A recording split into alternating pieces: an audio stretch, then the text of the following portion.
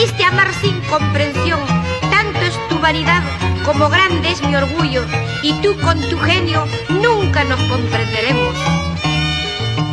Tú con tu genio y yo con mi genio, yo sé que nunca nos comprenderemos.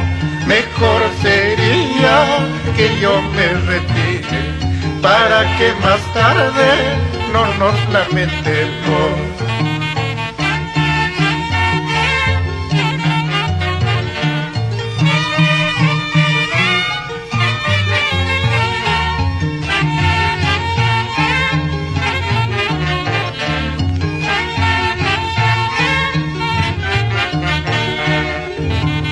Tanto he sufrido, tanto he llorado por tus infamias y tu hipocresía, pues ahora no quiero seguir insistiendo en un capricho que nos hace daño.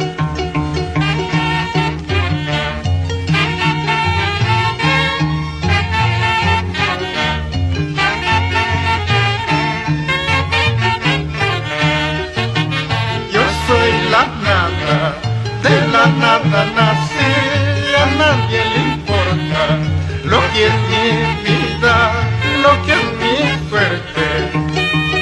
Yo soy la nada, de la nada nací, a nadie le importa lo que es mi vida, lo que es mi suerte.